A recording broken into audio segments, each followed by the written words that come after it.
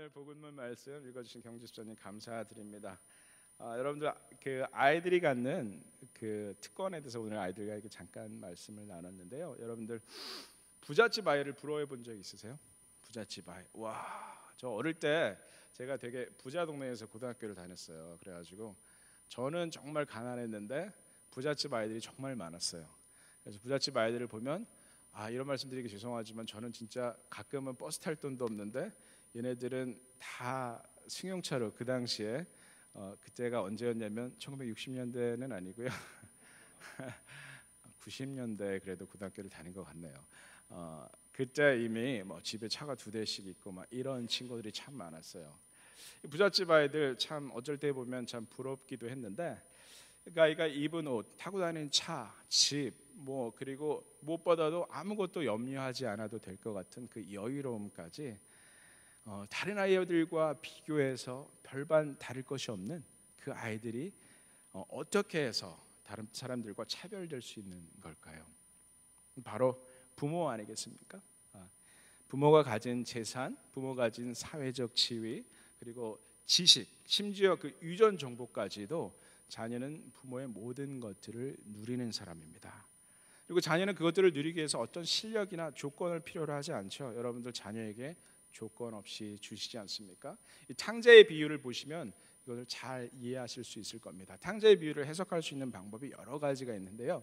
그 중에 중요한 포인트 중에 하나는 탕자가 아버지께 가서 아버지, 저에게 주실 재산을 미리 주십시오라고 말할 수 있었던 가장 중요한 이유 중에 하나는 그가 바로 그 아버지의 아들이었기 때문이죠. 그리고 그 받은 돈을 가지고 다 나가서 쓰고 허랑방탕하게 쓰고 이제는 갈 곳이 없어서 처량한 자기 신세를 한탄하다가 내가 이제 어떻게 할까 고민을 하다가 이제 내가 아버지께로 돌아가야 되겠구나라고 생각하고 돌아갈 수 있는 것도 바로 그 아버지의 아들이기 때문입니다.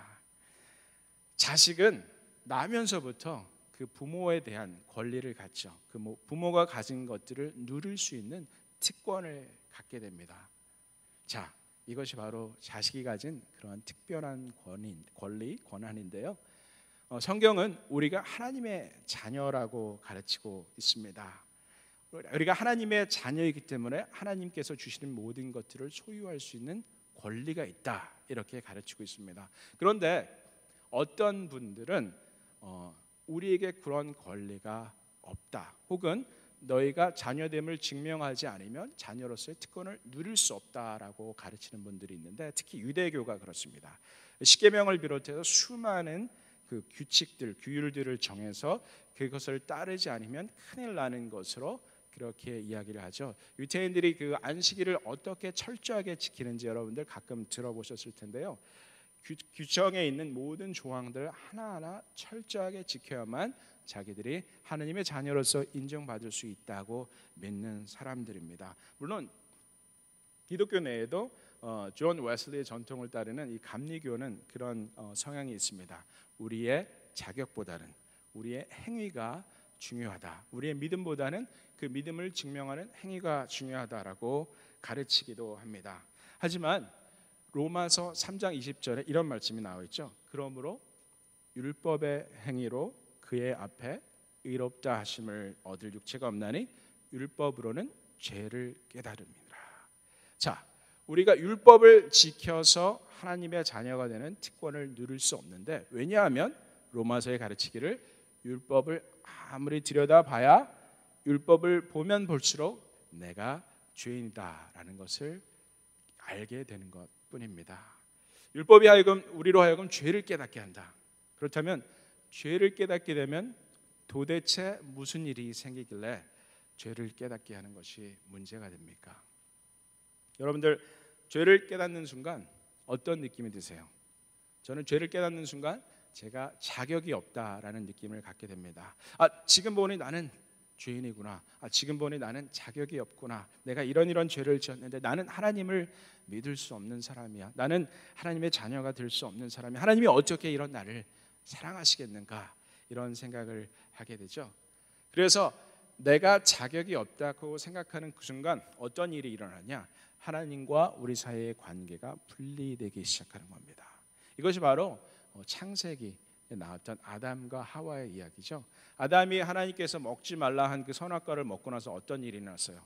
물론 하와도 같이 먹었고, 그리고 나서 벌거벗었다는 것을 깨닫게 됐어요. 하나님 앞에 죄를 짓고 나니까 자기의 두려운 마음이 그 안에 생기는 것을 느끼게 되었습니다. 그래서 먼저 한 것이 무화과 나무 잎을 따다가 치마를 엮어서 입고, 그리고 하나님을 피하죠. 하나님께서 아담아 아담아 네가 어디 있느냐 이렇게 부르시니 하나님 내가 하나님 두려워서 숨었습니다 이렇게 이야기합니다. 자, 그러자 하나님과의 관계가 분리된 것이죠. 그러자 하나님께서 묻죠. 누가 너에게 먹지 말라고 한 그 선악과를 주었느냐? 하나님 당신이 내게 주셔서 함께 있게 한 여자 하와가 주어서 먹었습니다. 서로가 서로를 비난하기 시작합니다. 그리고 그 관계가 분리되기 시작하는 거죠. 즉 죄는 우리와 하나님의 관계를 분리시키고 우리와 우리 이웃과 이웃과의 관계를 분리시켜 버립니다. 죄는 우리의 관계를 파괴하는 것이죠. 하나님과의 나의 관계를, 우리와 우리 이웃의 관계를 파괴하는 것입니다. 그런데 죄는 여기서 그치지 않습니다. 죄의 영향력을 보기 시작하면 우리가 그 영향력으로부터 도저히 벗어날 수 없다는 것을 볼 수 있습니다. 죄의 영향력은 중력과 같습니다. 중력 아시죠? 어디 가서나 중력 느낄 수 있습니다. 저희 딸아이가 어릴 때 저희 가끔 숨바꼭질을 했습니다. 제가 숨으면 제는 몸이 크다 보니까 쉽게 찾는데 딸아이가 숨으면, 지우리가 숨으면 제가 찾지 못할 때가 많이 있었어요. 그래서 결국 포기한다라고 소리를 지르면 그때서야 스르르 어디서 이렇게 나옵니다. 정말 기발한 방식으로 숨어 있는 것들을 여러 번 보았고, 나중에는 어디에 숨었는지를 알려주지 않기 위해서 또 제가 지나가면 나오고 이렇게 하더라고요. 우리 인간들은 사실 사람을 찾지 못할 수도 있습니다. 그러나 죄는 우리를 어디서나 찾아냅니다. 여러분들 높은 곳에 올라가 보신 적 있으세요? 저는 백두산에 올라가 봤습니다. 백두산이 한 9,000피트, 2,744m죠. 그리고 거기보다 높은 데 올라간 데가 있는데 그 콜로라도의 파익스 픽이라는 데 올라가 본 적이 있어요. 제가 좀 혈압이 높아서 거기 올라가서 이 고산병 있죠. 고산병 막 이 숨이 가빠지고 혈압이 올라가고 막 굉장히 힘들었어요. 정말 너무너무 가슴이 아프고 이랬는데 고산병을 느끼겠더라고요. 근데 이 파익스 픽이 15,000피트, 그러니까 백두산보다 5,000피트가 더 높아요. 백두산 올라갔을 때도 참 높다 했는데 파익스 픽 올라왔더니 너무너무 높죠. 근데 거기를 차를 타고 올라갔어요. 그래서 그 차를 타고 막 내려오는데 가파른 길을 내려오니까 차가 중력을 더 심하게 느낍니다. 그래서 중간에 체크포인트에서 바퀴에다 이렇게 딱 적외선 쏴가지고 온도를 재는데 온도가 너무 높으니까 너 지금 계속 내려가면 브레이크 고장 난다. 쉬었다 가라. 그래서 그 옆에 벤치에 앉아서 한참 쉬었다가 차의 온도가 내릴 때까지 쉬었다가 내려온 적이 있습니다. 중력은 그렇게 그 높은 곳에도 있더라고요. 여러분들 그 뉴멕시코의 저쪽에 텍사스 서쪽으로 가시면 그 칼스버그 캐번이라는 데가 있습니다. 거기는 1시간 지하 깊은 곳으로 내려가요. 엘리베이터를 타고 내려가도 한참을 내려갑니다. 정말 깊은 곳이에요. 종이석과 석순들이 정말 휘황찬란한 모양으로 자라나고 있는 그런 곳입니다. 그런데 그 깊은 곳에서도 중력은 존재하죠. 그곳에서 이렇게 걸어 올라오는데 1시간 이상 걸리는데요. 굉장히 힘이 들었습니다. 또 여러분들 이 I-10과 하이웨이 8 이렇게 마주치는 곳에 보면 아이플라이라는 그 간판 보신 적 있어요? 건물이 이렇게 손 모양으로 이렇게 옆에서 본 손 모양으로 생긴 건물인데 거기 들어가면 아이들이 낙하산 타는 연습 그런 경험을 할 수 있는 그런 시설이 되어 있죠. 바람이 막 밑에서 불어오기 시작하면 몸이 붕 뜹니다. 그래서 바람이 세게 불면 위로 올라갔다가 좀 줄어들면 내려오죠. 다시 올라갔다가 바람이 빠지는 순간 다시 몸은 확 떨어지게 됩니다. 왜요? 중력이 우리를 당기기 때문에.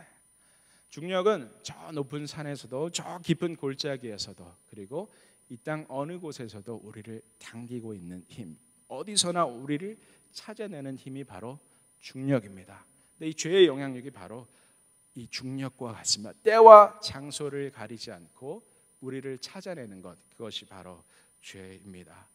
그리고 우리로 하여금 이 죄를 깨닫게 해주는 율법은 우리에게 소망의 또 회복의 가능성을 전혀 보여주지 않습니다. 이 율법은 이솝우에 나오는 이 숲속에 사는 거인과 같아요. 이 얘기 아시죠? 숲속에 사는 어떤 거인이 있었는데 자기 침대에다가 지나가는 사람을 잡아다 눕혀보고는 그 침대보다 긴 사람은 다리를 자르든지 머리를 잘라서 침대에 맞추는 거예요. 그리고 침대보다 작은 사람은 길게 내립니다. 그런데 누가 그 침대에 완벽하게 들어맞겠습니까? 자르든 늘리든 이 거인은 사람을 죽이는 것이죠. 율법이 바로 그와 같습니다. 우리는 율법의 영향에서, 죄의 영향에서 벗어날 수 없습니다. 죄를 깨닫게 하는 율법으로부터 우리 스스로 탈출할 수가, 자유로워질 수가 없는 것입니다. 그래서 우리에게 이 복음의 능력이 필요합니다. 복음에는 두 가지 능력이 있습니다. 이 복음의 능력이 어떤 것이 있을까요? 첫째는 우리의 신분 변화. 복음은 예수 그리스도, 그분이 우리에게 주신 능력인데 그 능력은 믿는 자들에게 하나님의 자녀가 되는 그 특권을 의미합니다. 저는 미국에 처음에 왔을 때 시카고로 들어왔습니다. 시카고에 들어와서 이제 가족과 함께 들어오는데 입국 심사할 때 이제 이민국에 앉아 있던 직원이 제 여권을 받아들고 이렇게 끄적끄적 거리다가 그냥 그 자리를 떠나버렸어요. 그리고 거기 놓여 있던 녹색 종이를 가지고 가는 것을 제가 봤습니다. 근데 그 사람이 돌아올 줄 알았는데 한참 기다렸더니 다른 사람이 왔어요. 다른 사람이 와서 막 뭔가를 열심히 찾아요. 얼굴이 벌개졌어요. 그러니 저보고 여기 있는 녹색 종이는 어떻게 했어? 이러는 거예요.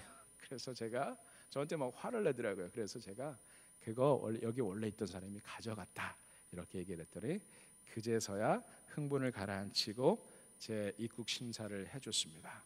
근데 그동안 줄을 서 있는데 보니까 저는 이쪽에서 한참 기다리고 있었고 저쪽에 서 있던 미국 시민권자들은 다 이미 들어갔더라고요. 자, 그것을 보면서 미국 시민권 가진 사람 참 부럽다 이런 생각이 들었습니다. 신분의 문제인 것이죠. 여러분들 여기서 그리 멀지 않은 버밍엄, 알래바마 버밍엄에 브룩힐즈라는 교회가 있습니다. 우리 이 교회 그랜드 레이크스 프레스비테리안 처치의 담임 목사님 딘 포거 목사님도 이 버밍엄 출신인데 이 브룩힐스라는 교회에 이 데이비드 플랫이라는 목사님이 젊은 목사님인데 아주 큰 교회를 담임하고 있는 그런 목사님으로 잘 알려져 있습니다. 이 목사님은 자녀를 갖고 싶은데 낳을 수가 없었어요. 그래서 아내와 얘기하기를 2년만 기다렸다가 애가 생기지 않으면 입양을 하자 이렇게 합의를 했습니다. 그래서 2년이 차서 카자흐스탄에 가서 아이를 입양을 해왔습니다. 아들을 입양을 해왔는데 입양하자 2개월 있다가 애가 들어섰습니다. 그래서 입양하고 나서 2개월 있다가 애가 생겼다는 사실을 알게 되어서 갑자기 애가 둘이 됐습니다. 자, 그리고 나서 이제 두 아이를 키우다 보니까 딸을 갖고 싶었던 것 같아요. 아들만 둘이니까. 그래서 세 번째는 딸을 죄송합니다. 낳고 싶어서 기다리다가 할 수 없이 세 번째도 입양하기로 결정했습니다. 그때 이제 중국에는 왜 그 아들을 선호하지 않습니까? 그래서 이제 중국에 가서 딸을 입양을 해왔어요. 두 번째 아이를 낳고 나서 3년을 기다렸다가 3년을 기다렸다가 중국에 가서 입양을 해왔습니다. 그런데 그리고 나서 딱 3개월 있다가 또 임신을 했습니다. 네 번째 아이는 아들이었어요. 그러니까 아들, 딸, 아들. 꼭 누구네 집 같네. 아들, 딸. 근데 문제는 여기 이 두 부부의 아들, 딸이 있는데 이제 지금 또 넷째 아들을 이제 곧 출산할 예정이십니다. 훌륭한 가정입니다. 이 국가의 힘이 되는 가정. 애 많이 나면 정말 애국하는 겁니다. 집사님 물 갖다 주라 그러시는구나. 감사해요. 갑자기 목이 너무 아프네 오늘. 네, 감사해요. 아이고. 네. 너무 감사합니다. 자, 근데 문제는 첫 아이는 카자흐스탄에서 데려왔잖아요. 제가 카자흐스탄에 데려온 아들이 인종이 뭔지는 잘 모르겠어요. 저도 카자흐스탄 가봤는데 카자흐스탄은 백인도 있고 흑인은 잘 없어요. 근데 동양인들이 굉장히 많습니다. 고려인들도 있고요. 고려인들은 생김새가 우리와 비슷하죠. 그래서 이 아이 인종이 뭔지는 모르겠지만 백인은 아닌 것 같습니다. 이 데이비 플랫 목사님은 전형적인 백인, 노란 머리 백인이고요. 백인은 아닌 것 같습니다. 그래서 이 아이를 데리고, 또 셋째는 딸, 중국 여자애죠. 이 애를 데리고, 이 네 명의 아이를 데리고 돌아다니면 사람들이 그렇게 묻는다고 합니다. 이 아이가 당신의 자녀 맞습니까? 그러면 맞다고 그렇게 얘기하면 당신 진짜 아들도 있냐고 물어본답니다. 얘도 저의 진짜 아들입니다. 이 아이도 나와 생김새와 피부 색깔은, 머리카락 색깔은 다르지만 나의 진짜 아들입니다 라고 이야기한다는 것입니다. 자, 사람들이 이렇게 우리의 외모를 보고 우리가 하나님의 자녀가 아닐 것이다 얘기할지 모르겠습니다. 사람들은 얘가 생김새가 너와 다르니 너 자식이 아닐 것 같다라고 말할지도 모르겠습니다. 그러나 하나님은 우리가 하나님의 자녀임을 강력하게 증거하고 있습니다. 자, 여기 말씀을 준비한 것이 있는데 한번 같이 한번 읽어보겠습니다. 자, 때가 참에 시작. 때가 참에 하나님이 그 아들을 보내사 여자에게서 나게 하시고 율법 아래에 나게 하신 것은 율법 아래에 있는 자들을 속량하시고 우리로 아들의 명분을 얻게 하려 하심이라. 너희가 아들임으로 하나님이 그 아들의 영을 우리 마음 가운데 보내사 아빠 아버지라 부르게 하셨느니라.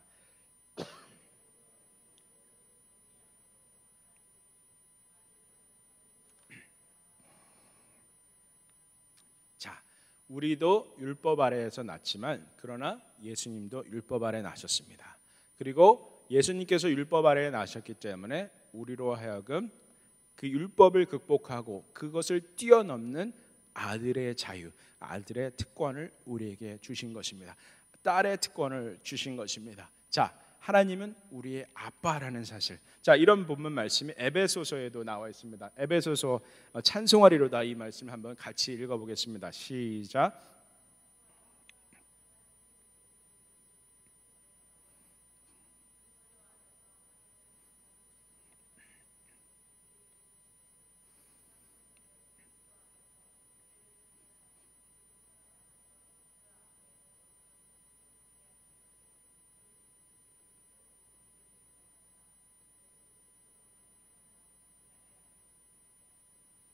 자, 하나님이 예수 그리스도를 보내셔서 우리로 하여금 하나님의 자녀가 되는 특권을 주셨습니다. 자, 우리 하나님을 향해서 정말 잠깐 눈을 들고 한번 하늘을 향해서 조용히 아빠라고 한번 불러보셨으면 좋겠습니다. 잠깐 눈을 들고 한번 불러보세요. 아빠, 아빠. 하나님은 나의 아빠이십니다. 아버지가 아니고 정말 친근하게 부를 수 있는 이름 아빠. 그것이 복음이 우리에게 준 특권입니다. 아빠이기 때문에 쉽게 가서 이야기할 수 있습니다. 아빠이기 때문에 무엇이든지 요구할 수 있습니다. 내가 하나님처럼 생기지 않았다고 사람들은 말할지 모르지만 그러나 나는 내가 하나님의 자녀임을 분명히 알고 있습니다. 복음의 능력 두 번째는 무엇이냐면 이 복음에는 하나님의 의가 나타났다 이렇게 되어 있습니다. 하나님의 의가 무엇이겠습니까? 우리는 흔히 의를 이야기할 때 영어로는 justice라고 얘기합니다. justice의 가장 핵심적인 내용은 죄를 받은 사람은 죽어야 한다. 그래야만 정의가 서죠. 우리가 또는 우리 가족들이 죄를 지었을 때 우리는 간절히 그 죄가 용서받기를 바랍니다. 그러나 사회 전체적으로는 죄가 성행할 때, 사람들이 강도질을 하고 살인을 하기 시작할 때 그것이 처벌되지 않으면 우리는 불안해서 살 수가 없을 것입니다. 그래서 죄에 대한 처벌, 그 정의의 집행은 굉장히 중요합니다. 그러나 하나님의 의가 그렇다면 이 세상에서 어떻게 나타나느냐? 하나님께서 우리에게 창조자이신 것을 다 알고 믿으시죠? 믿으신 줄 압니다. 그런데 하나님은 분명히 죄를 짓는 우리의 모습을 보시고 굉장히 안타까워하셨습니다. 괴로워하셨습니다. 그리고 우리의 창조주이시면서도 우리를 사랑하시는 아버지이면서도 또한 이 세상에 당신이 만드신 세상 속에 정의를 세워야 하는 그 어려운 무거운 짐을 지고 계셨던 분이 바로 우리의 아버지십니다. 그래서 하나님은 이 두 가지, 우리의 창조자이시면서 우리를 사랑하시는 아버지이면서 또한 이 세상에 하나님 당신이 만드신 세상에 의를 세우고자 우리 대신 예수 그리스도를 죽게 하신 것이죠. 그것이 바로 하나님의 의입니다.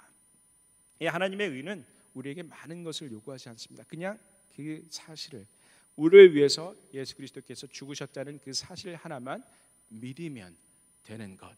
우리에게 요구되는 것은 오직 믿음뿐입니다. 내가 복음을 부끄러워하지 않으니, 오늘 본문 말씀 다시 한번 같이 읽어봤으면 좋겠습니다. 같이 한번 읽겠습니다. 시작. 내가 복음을 부끄러워하지 아니하노니 이 복음은 모든 믿는 자에게 구원을 주시는 하나님의 능력이 되느니라.